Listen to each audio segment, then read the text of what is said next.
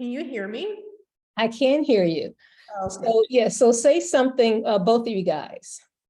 Hi, welcome. Hi, Okay, that's good. So I think it's also too, how do I sound? you sound perfect. Okay, so I want to just say, remember that because you're speaking into the microphone and or depending on, right now, I don't feel like I hear any outside noise, but just so that, you know, we maybe have a very good, clear recording to try to project when when you're talking. Yeah. A little bit louder. Oh, okay. So you want to talk a little louder? Okay. Okay, Like this, is this a good volume? that's better. Yes, because that way, people don't have to kind of strain to kind of hear you. It's like you're speaking in a way that if you were talking to an audience. So it's kind of like, traveling out a little bit Is further. my volume okay? Or do How I? you're speaking, Yeah. I think you should bring up a little bit. Oh, okay. Okay. Okay, and then we have, like I said, we have Catalin waiting. We are at 11:59. So I like to start things on time, so that people know that we know that they're there. And Dalia just kind of clicked on too. So I'm gonna go ahead and admit them. Okay. And what I'll say is that we're going to maybe give just a few minutes for other people to join us because it's right at 12 and some people might be running a little late. And that we'll give a few minutes to allow other people to join and then we'll get started. Okay. I'm going to mute myself really quickly. So, what's that? I'm going to mute myself a little quickly. Just for Okay. a little All bit. right. Okay. Thank you. You're welcome.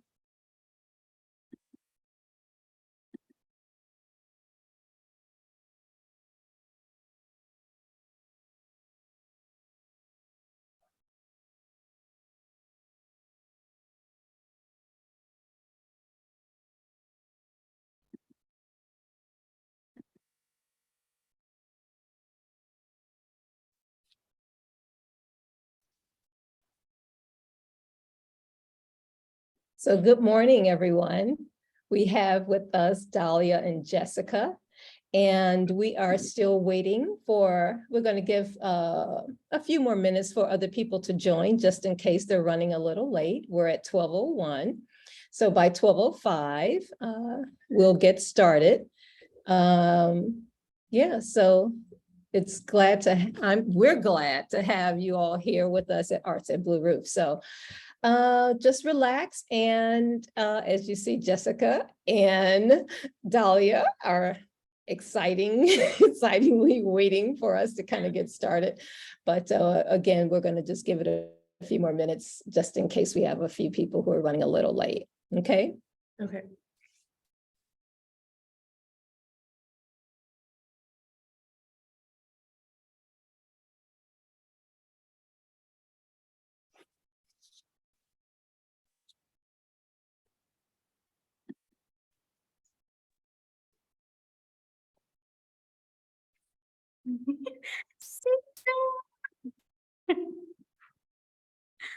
Oh my God.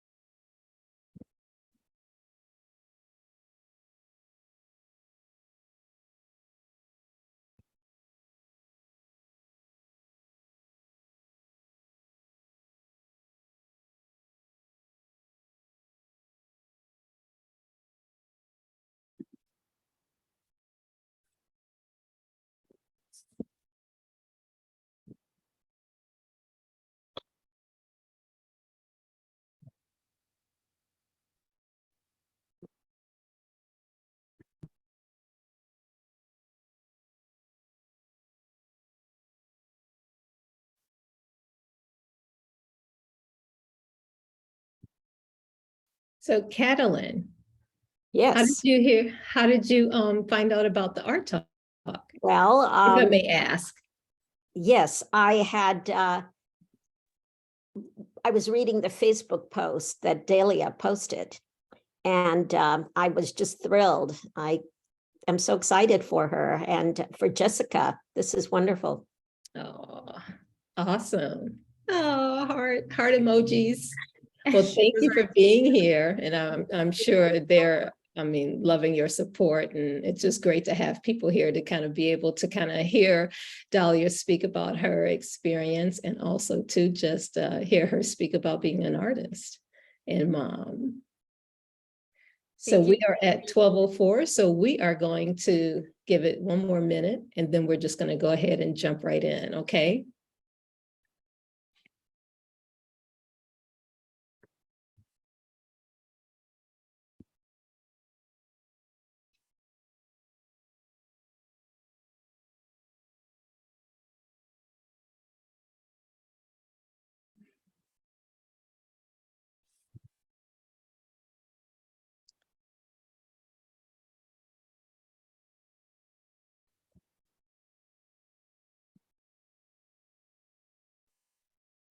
Okay, everyone.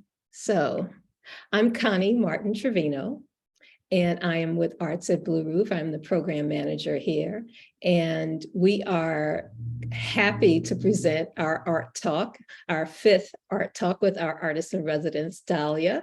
And so Dalia is being joined by Jessica, who is a longtime friend and also an artist as well. We ask that if you have any questions, you can put them in the chat.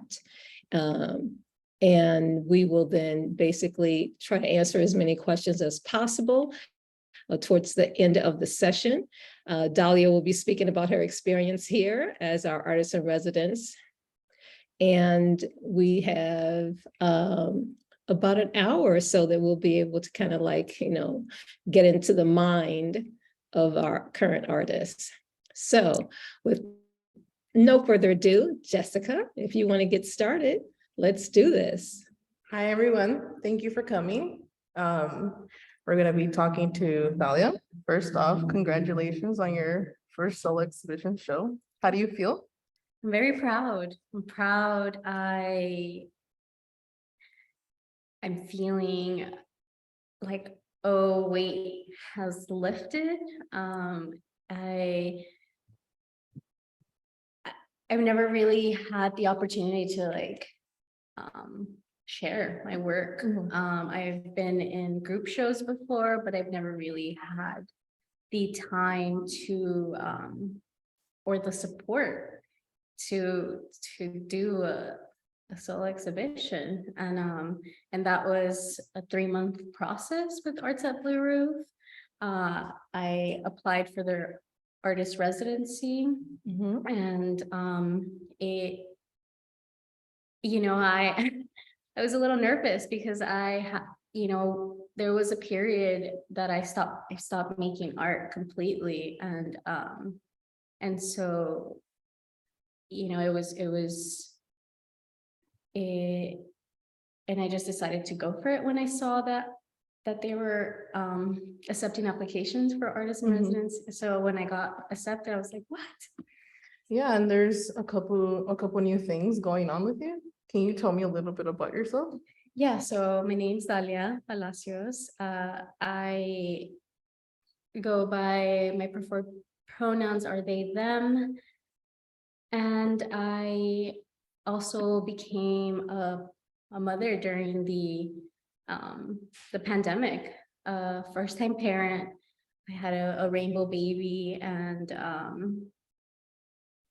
right when they ordered the lockdown, and there was a lot of challenges with that. I had a really difficult pregnancy. I had to really just take care of myself, take a bunch of supplements, see a nutritionist, see a chiropractor, which were all expenses that were paid out of pocket. But I think my community really came through for me with their support. I was able to afford these services, and it's been a whole complete journey. I never in my future saw that I'd become a parent. And when I feel, when I found out that I was pregnant, I was like, what? Like, no way. I had to take multiple tests, and then it was confirmed through blood, like a blood test. And I was like, okay. And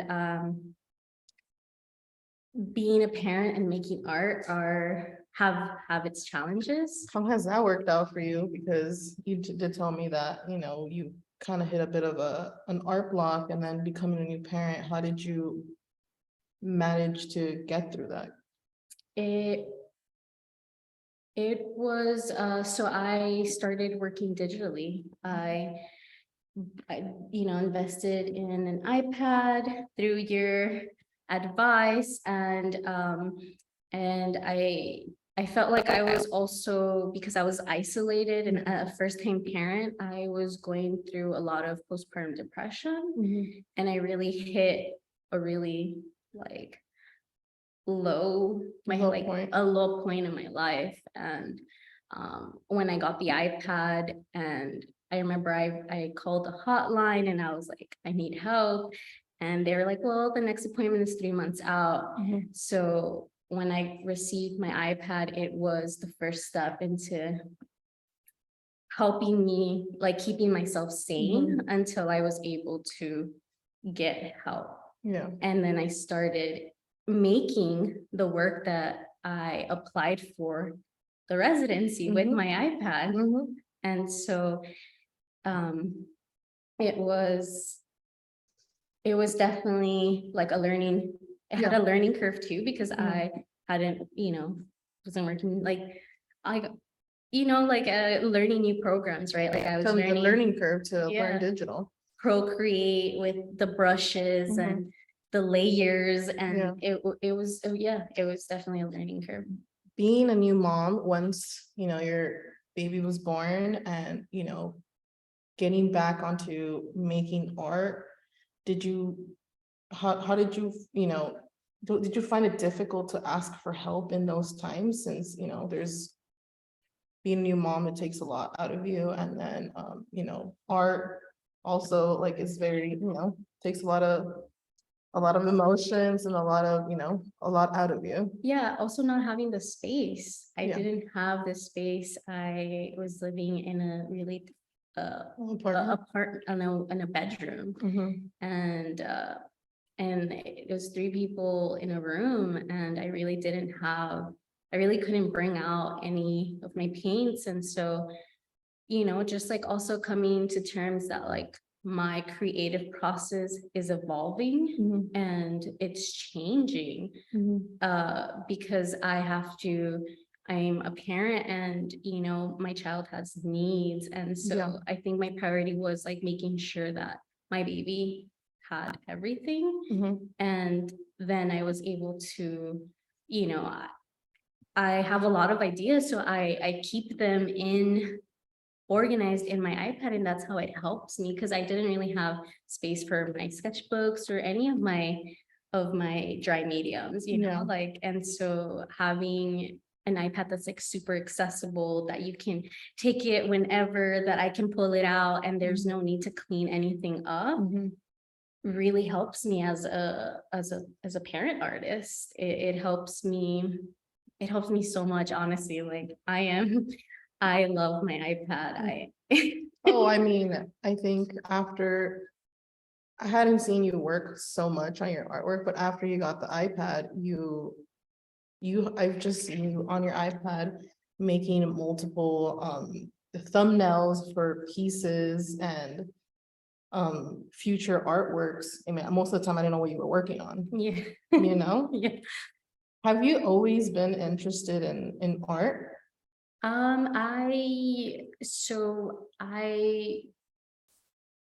It was introduced to me by my father. He would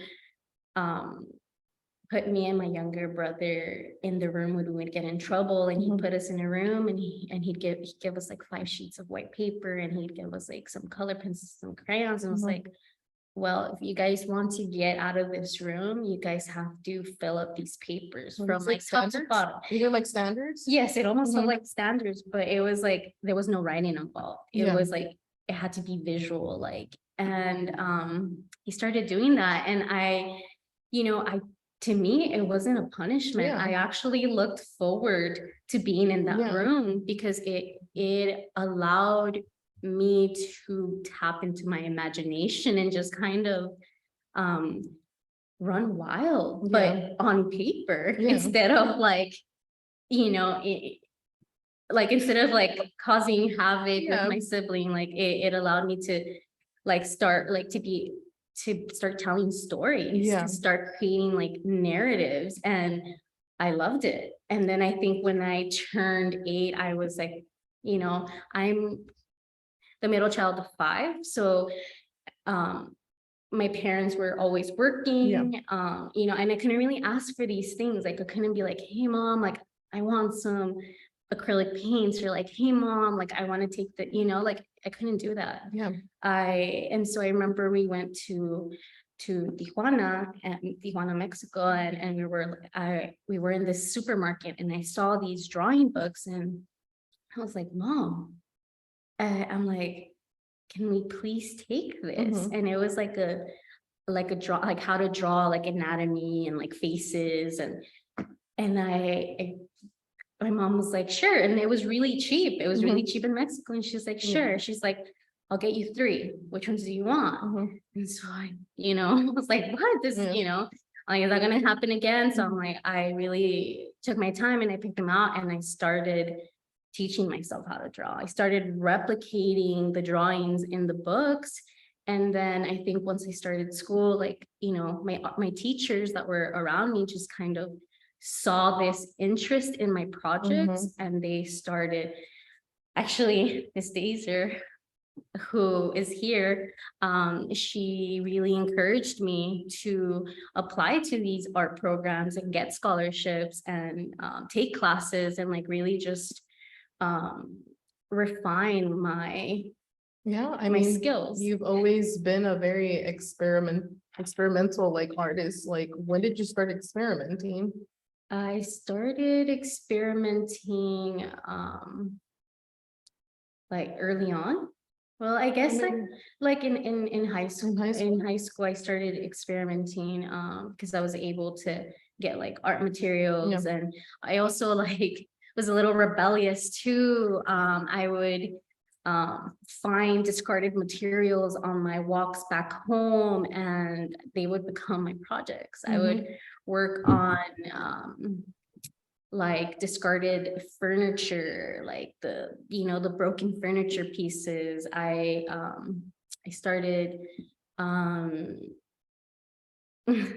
I started doing graffiti, and I started, also because like I felt, as a woman in my family, there was always that like, well, you can't do this and you can't do that. And so for me, it was just like, well, I'm gonna do it. I'm gonna find a way to do it. And I started rebelling a bit. I started rebelling a bit. Yeah, I mean, ever since I met you probably around, I was 14. You were a little bit older, you're a year older than me. You were always either doing photography, you're doing graffiti, and most of the time you were painting on wood, on just wood that you would find in the street, bring it back, and then just start painting on anything that you would find. Yeah, like broken skateboards. I mean, for the most part, you have always been my inspiration. You did get me started on, making portraitures, because I've always seen you make portraits, as like we have behind here. You've always been interested in portraiture and just colors, and, you kind of also inspired me into, diving deep into the arts, and thankfully I'm still doing it now, and we both encourage each other to keep pushing forward. Yes, yes, that is true. There's a lot that are we keep each other balanced, because you have a certain style and I have a certain style, and your way of working kind of checks my way of working, but then, it's, it's, When did you start taking art seriously? Did you always think that you were gonna keep doing art, or, maybe just a bit of a phase, or? no, for sure. I wasn't sure if I was gonna pursue like fine art.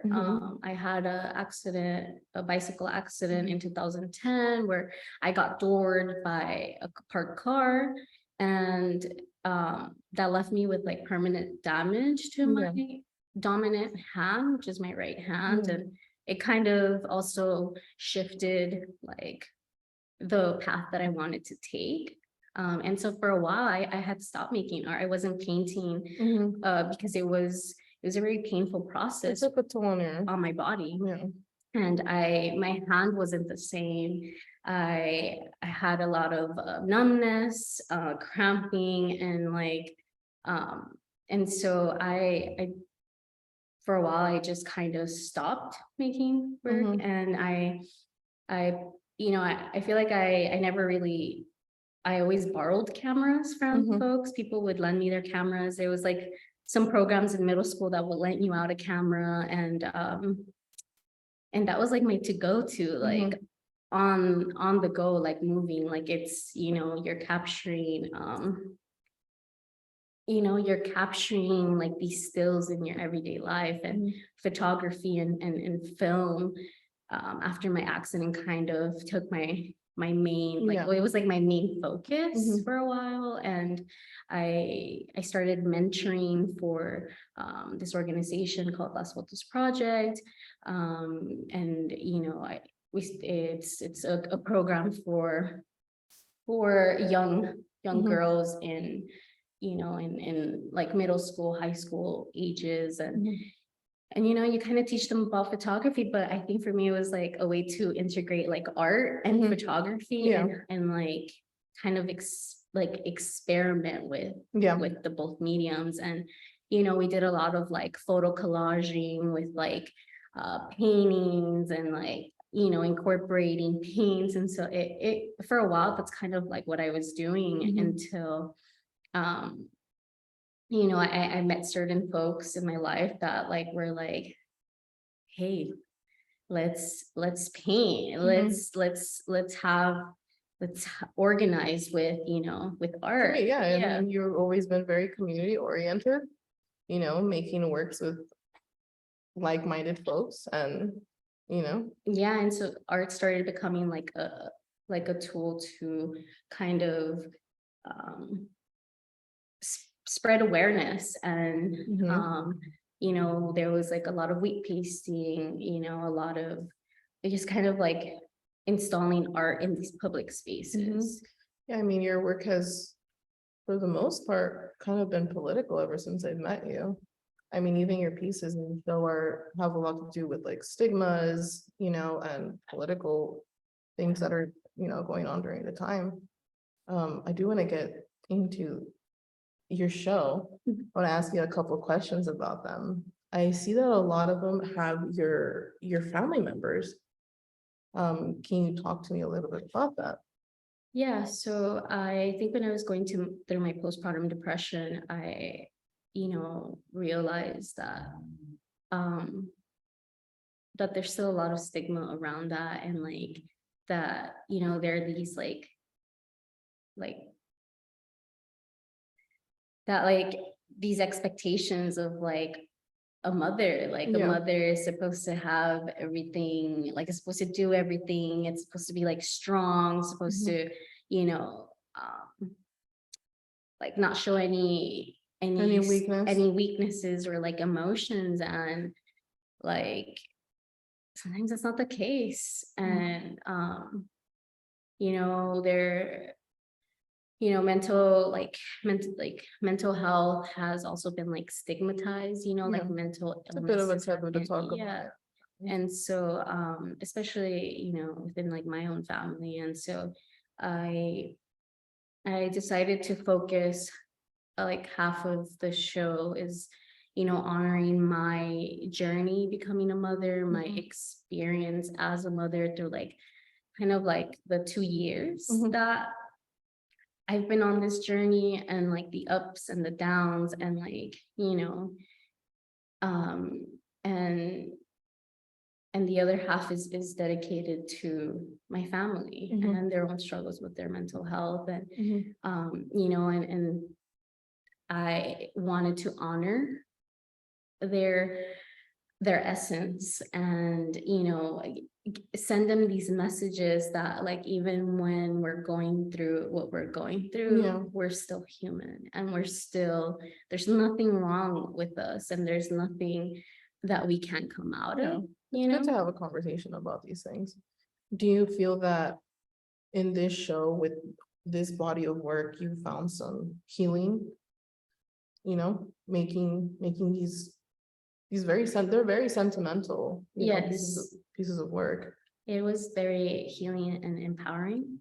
I mean, some of these pieces, I was like, there's a lot of emotion, Yeah.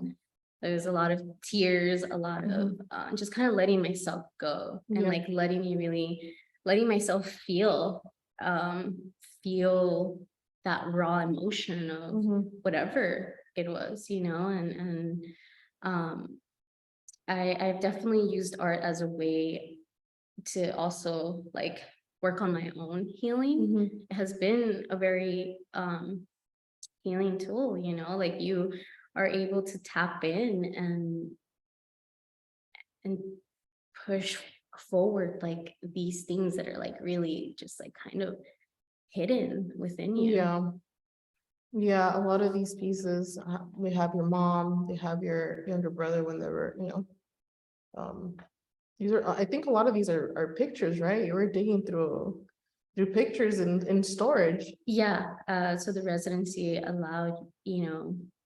gave me space and gave me space to organize Yeah. these thoughts and I started bringing out like my art materials that I had in storage because I didn't have the space to have them in my home. And I found these photos and for my mom's portrait, I saw this photo and I looked at it and I'm like, I can see myself in this photo. I never really,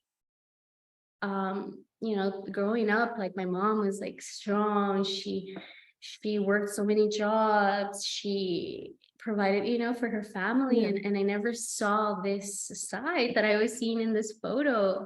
She looked really exhausted. She was tired. She didn't look happy. And I felt like there was something in that photo that You like, understood those feelings immediately. yeah, that I was like, I started crying because I saw myself in that photo. And that was like the inspiration for her portrait. And I worked with a lot of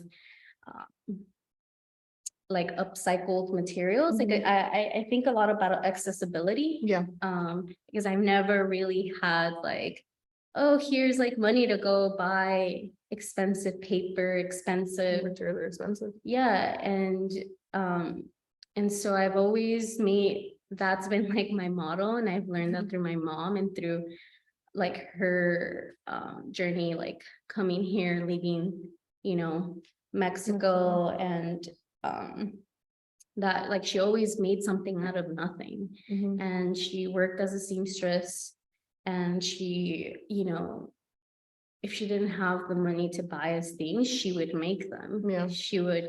Is that how the embroidery in your work came about? Yes, and how the leather for that piece, I was gifted a bunch of leather samples, and I just gravitated towards that. I was like, I had to put them all together. I had to, there was this whole process that leather is my first time working with leather, and it's thick. And I have like this little machine. I don't have an industrial machine, and I was like, but I'm gonna like, I pushed through it, and I spent a lot of hours just trying to put the like what's like this canvas together. Yeah, I mean, a lot of them are very 3D. There's one of your paintings, you framed it with cardboard. There's the leather piece of your mom that you sewed together yourself, and then there's the other pieces where you embroidered, phrases onto them.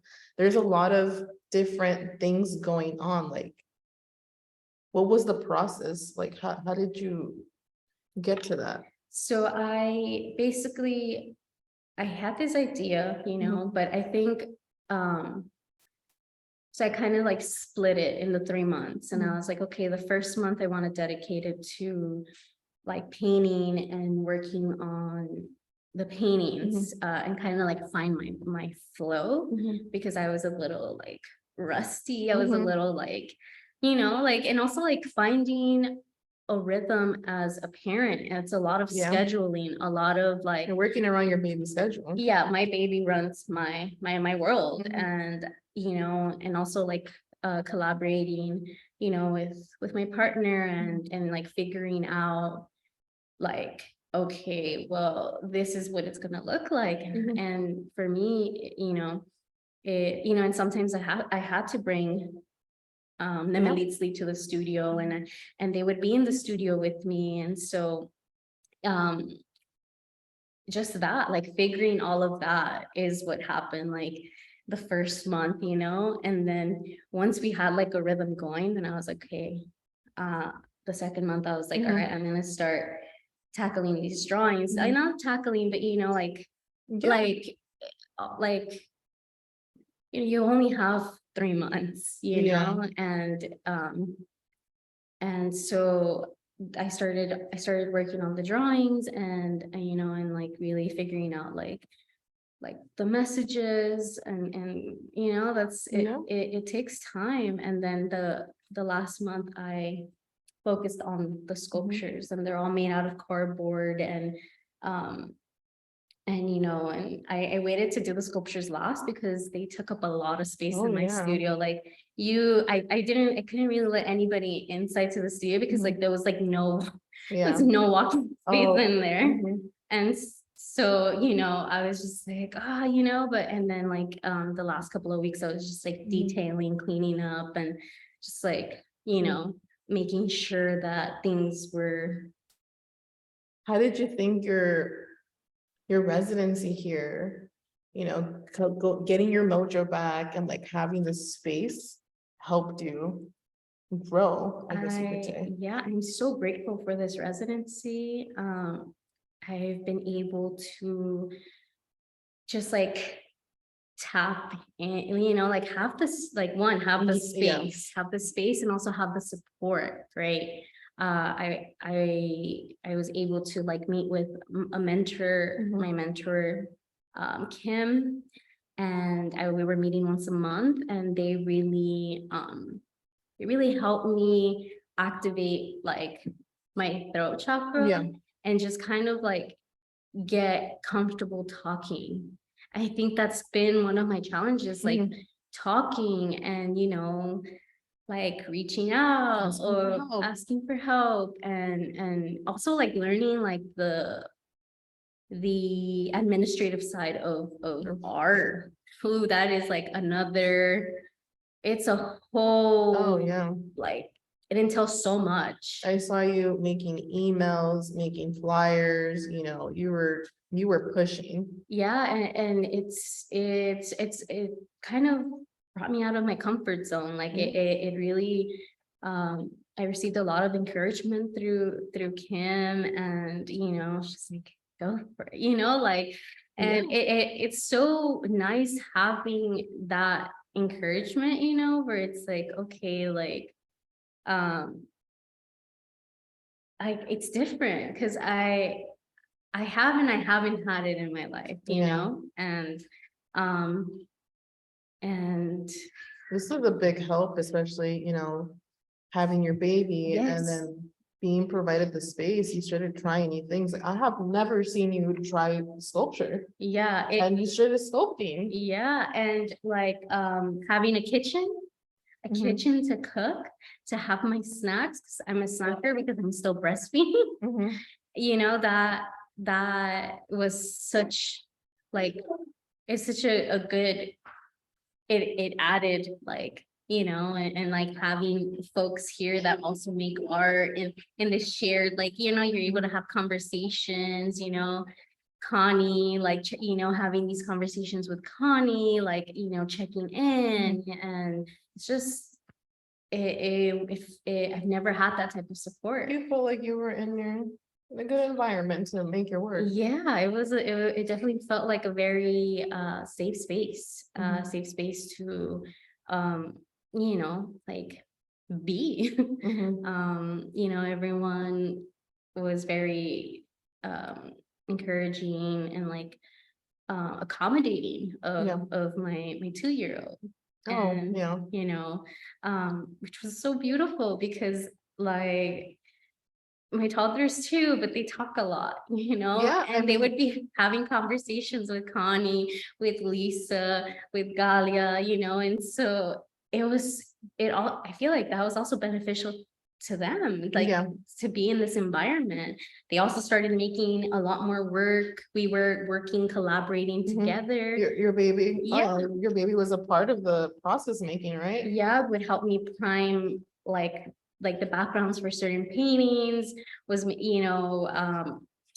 like would see me working on something and they would be curious and then they'd Mhm. they'd be like, okay, well I want to do it too, like set me up, mom. How did this happen? Was it pictures? Like, how did you get her to pose for you? Yeah, no, I was able to trace their outlines and they were really like into it. Like they laid down and we were able to trace the outline. And I was able to like start the foundation through that. And then they also allowed me to take reference pictures. Hi. Hi, mommy. Hi, Nemi. Say hello. Can I ask you a question? Did you like collaborating with your mommy? Yeah? Go with the thing. Okay, let me see. Do you see yourself in, I guess, collaborating more with your daughter in the future with your work? It's like I feel like it's a states, they inspire me. And we're able to like build our relationship, and I'm not pushing art on them, Yeah. like, but I do feel like they find joy in creating. I definitely love collaborating with other folks and highlighting stories, that just kind of go like untold. And I definitely want to work with more amazing artists. Do you And have any dream projects that you wanna do? I definitely want to collaborate with you. I definitely want to collaborate with Melinda, she's my sister. She's an amazing artist too. There's a couple of folks in the community, this amazing graffiti artist who goes by the name of Lucy. Yeah, their color palettes, they light up this city. And yeah, I definitely want to do more collaborations, I think, for the 2020, future? yeah, for 2023. Okay, I forgot to ask you, how did you come up with the title of the show? It's De Me Cuidas, Por Favor. Yeah, so that was actually inspired by like my mom and like the way that she would like give us like this blessing like on our way out to anywhere, she would always be like, me cuidas por favor, Dali, like, and it's something that also like a reminder, like for It's for anybody. anybody, like, Mhm. like you really have to take care of yourself too. And kind of just like think about that, like what does that mean, like, like, and it's just like someone wishing you well, right? And sometimes I think that sometimes I personally, I tend to like, put other folks before me, and but I think becoming a parent just made me like bring that Focus on focus yourself a back to little bit more. myself and to like take care of myself. And especially with this pandemic, like there's so much that like I think folks go through. Yeah. And because a lot we were isolated, and Yeah. so it's almost like a reminder, like I care about you, and I want you to be Spreading well. love, spreading Yeah. love, making sure, everybody's okay, and, trying to be there for people. And yeah, and also like there's nothing wrong with you, Yeah. You're able to have these conversations when, especially if you're not feeling okay, like, especially during the pandemic, I think that brought out a lot of, feelings of, feeling sad and isolated and like anxiety and, like, and honestly, I think once you started doing artwork during the pandemic, I think you kind of started uplifting yourself a little bit more. Yeah, I was like Yeah. a rope, started pulling that rope and just like pulling myself out of this place that I was in. What advice do you have for others seeking healing through artwork? I think really, like when you need help, like I think like reaching out to folks Mhm. that are in your circles, and like never thinking that like what you're going through is not like valid, so like owning those. I got you.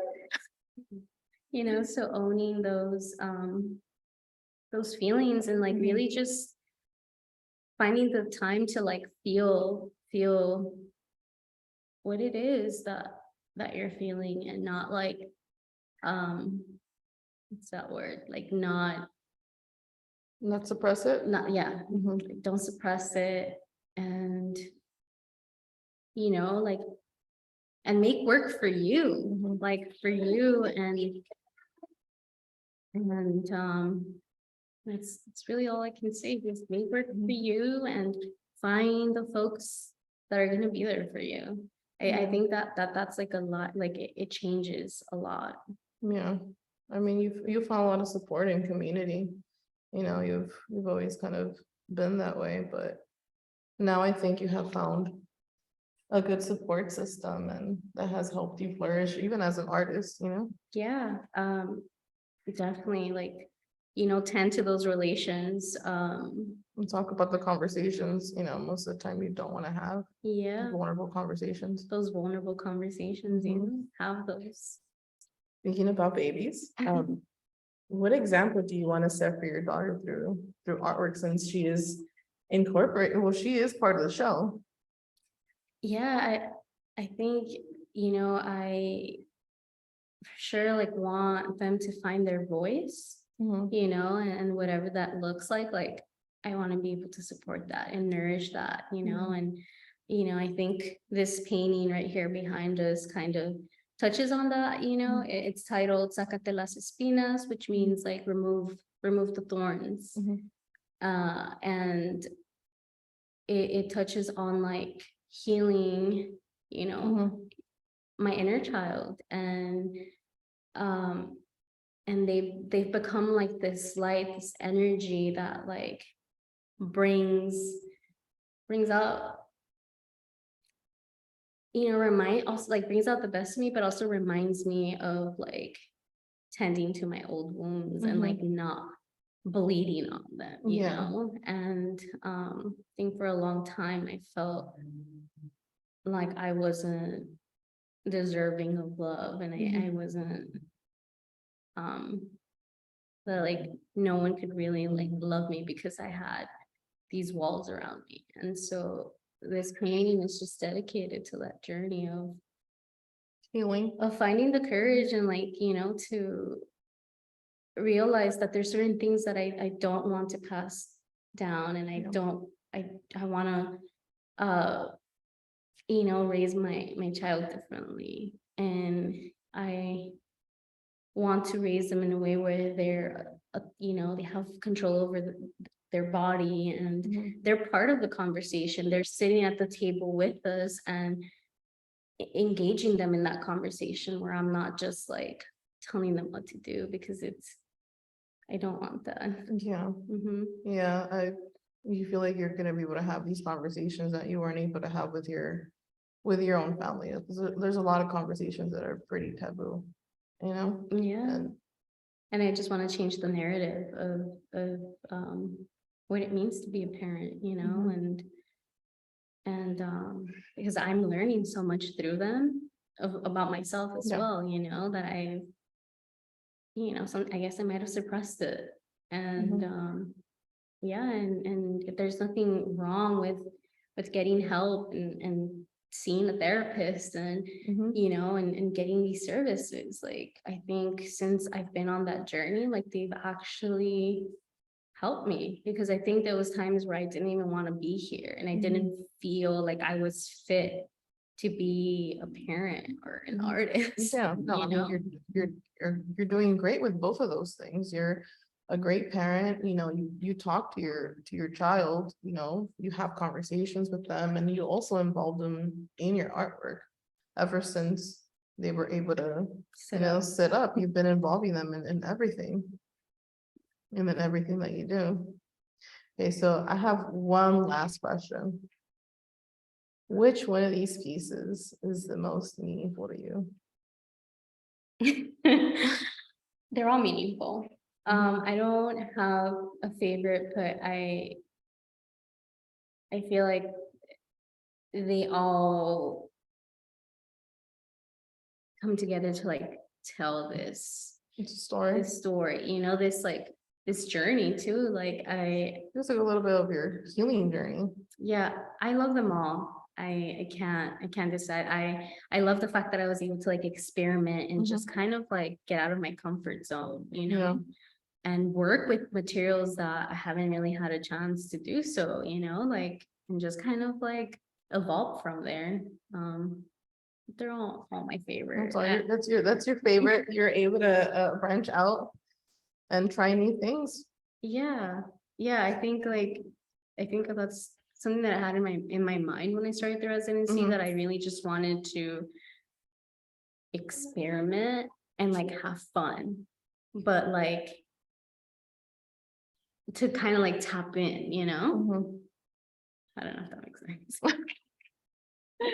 Okay, I think that was my last question. I think, are you ready for everyone to ask you questions? Let me see, I'm gonna open up the chat. I don't know if anybody can hear me.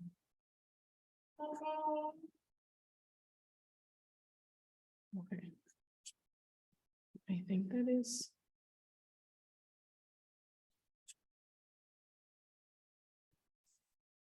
Oh, I don't know. Oh, Miss Deja, do you have a question? I was just wondering, Dalia, where do you go from here?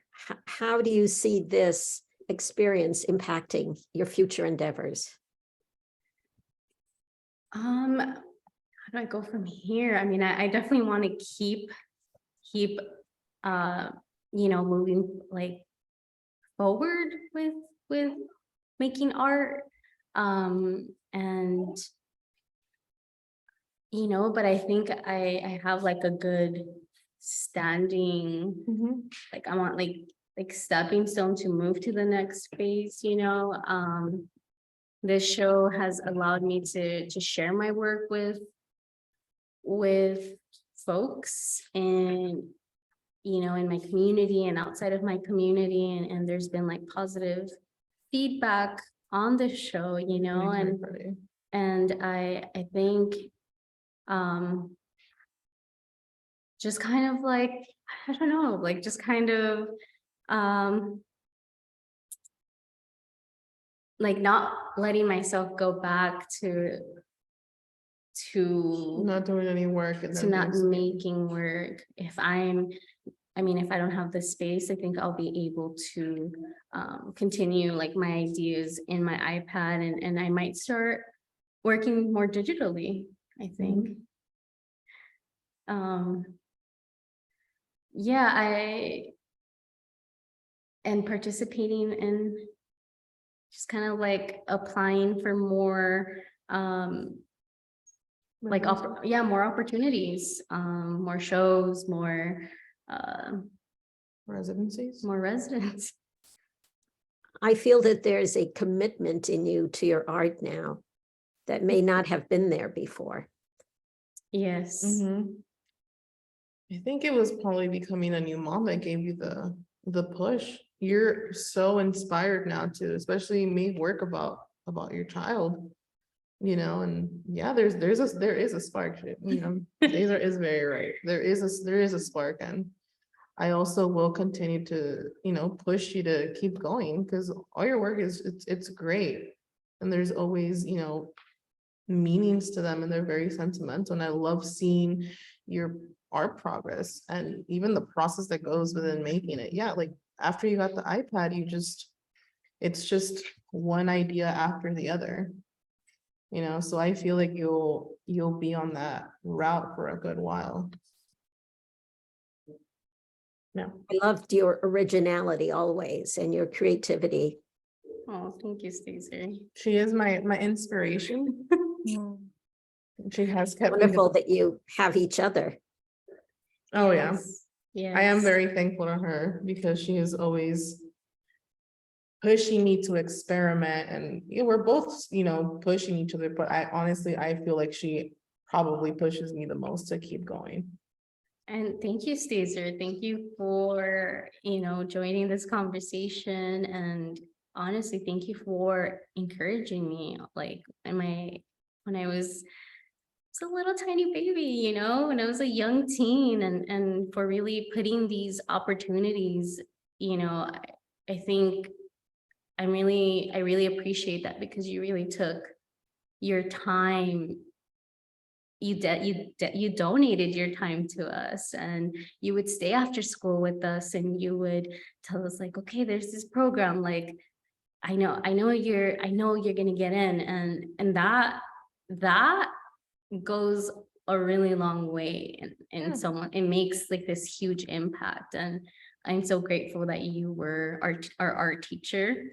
And you find a few art teachers that are very, like that. They're very dedicated. I mean, anytime you saw any small interest or a little bit of, commitment, you'd push us, or you see something in us and you push us, and you show us all these opportunities, like, our AP classes, you would show us different materials, and you would also let us take them home if we didn't finish something. So we were not just restricted to just working in class. You would always let us take our materials home and then bring them back. And then, we, in a way, find ourselves and, I guess, experiment. She ended up experimenting so much throughout high school. And Well, you're both very gifted artists. And I've seen that potential a long time ago. And it was my great pleasure to play some very small part in that. Yeah. I hope that, go on. No, yeah, I think that, after high school, like, going into school, and just kind of like, there isn't that welcoming, like, energy of like, I see you, it was a lot of like fighting to be seen type of thing when you start entering into this fine art world. And I'm like this brown, queer person, and like, people can't relate to my experiences, or I had this teacher that was just like, I don't get it. I don't get this. And because they couldn't understand it, they were like, well, I can't pass you. And What? and it's like, and I had to, like, fight it and be like, well, I had to go to like, talk to the school and just be like, well, I'm like, everyone else doesn't look like me in this class. And just because you can't understand something doesn't mean that there wasn't like labor that went into it. It's because you don't look like other people and your experience is different. That's what makes it so special. You have to put it out there. Oh, yeah. Because you have a great deal to offer to a lot of people. She does. I'm so proud of her for, pushing through, because I've always told her, I'm like, your work it's great. Like, everybody deserves to see it. Like, I get touched by all the pieces. I'm sorry, Brian. I'm like, I get touched by all the pieces. Like, there is so much love and labor that goes into all her pieces. And I'm so happy that she has done this show. There's just so much love, and like, I'm happy that it didn't, stop her from making artwork. And I will, continue to push you, because you have so much to give to everybody, and everybody deserves to see it. I'm very proud of you both. Thank you. Thank you. So, can you hear me? Yes. I have a question. First of all, I want to say I agree with Jessica. There's a lot of love and a lot of passion in that show. It's just so tender and poetic. It's really wonderful to have it in the space. I love that you're sitting in front of those two pieces, because to me, they are just so precious. And I want to be a little bit more tactical. I'm like really curious of how you build that piece from cardboard, and your choice of colors, and it's just, to me, it's so magnificent how it came together. So can you talk a little bit about that? Yeah, so okay, the sculptures, they were made completely out of cardboard. Once I had the foundation, I had to I used a lot of cardboard that I had accumulated through my move this year. And so it really felt special to work with that material. Like it felt, you think of cardboard, you think of boxes, you think of like, discarding, and it kind of goes back to like feeling like, that couldn't, like that feeling that you have that you can't be something, or you can't be loved. And so, that was like why I gravitated towards that. And then, the foundation was just, I had to use different types of cardboard. I think it was like more like the foundation was a little more You use a skeleton, like a thicker cardboard. yeah, like I built a little like skeleton, and secured it with I used glue. Yeah. I used wood glue, and I used like a hot glue, and then I started building it like that in that way. And the colors were the composition of this was inspired by a digital collage that I did.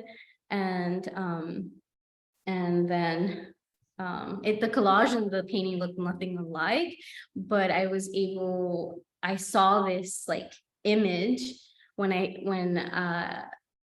when my toddler kind of caressed me, and it was kind of like a candid moment, and they caressed me, and they were just like admiring me, and they tell me like, I love your eyes and I love your nose. And like just having the little hand on my face was like what inspired that piece, that like, oh my God, they're seeing me, like I'm here, and like we're here. And so that inspired this like collage where, I've been on that journey, and like these cactuses, because that's like what the sculptures, like the colors, like and the little toothpicks as like the, like the thorns, right? Like these like, they're like prickly, like, but yet, we enjoy eating them, or, but we have to, in order to eat like the fruit, we have to like, navigate through these thorns. And immediately I thought, I felt like that was like a metaphor for like all these feelings that I had, that like, it's painful, and sometimes you're gonna get pricked and you're gonna bleed, but you'll be okay. And I've always also like I think I learned this from Stazer, where I never really worked with like black paint or black, and I've always tried, like my palette has always been like on that Very colorful. very colorful, very but they change in different, like, because sometimes I push that like that darker tone, right? And so, but it's, I was really just trying to let the colors talk to me in these processes, and just kind of like, because some of the other works were, the references that I used for certain paintings were in black and white. So I didn't really fixate on the colors. And then I would just kind of go into the studio and just be like, okay, what colors are talking to me today? Like what colors are calling me? And kind of just, that's kind of like the process of like how I come to those colors. I don't know if I answered Your question. Thank you. Yes, thank you.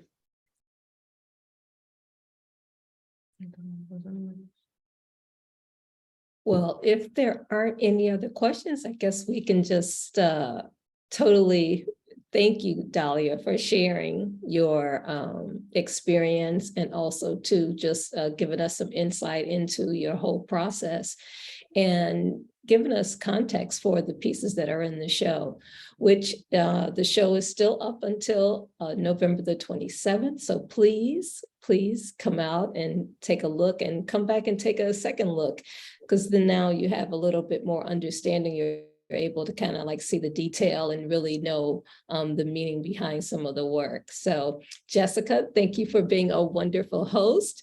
And Dalia, again, thank you for being our artist in residence here at Arts at Blue Roof. And I hope that everyone has a great holiday and a wonderful weekend. Thank Bye, you. Caesar. Thank Bye, you. Connie. Thank you. All right, guys. Bye now. Bye.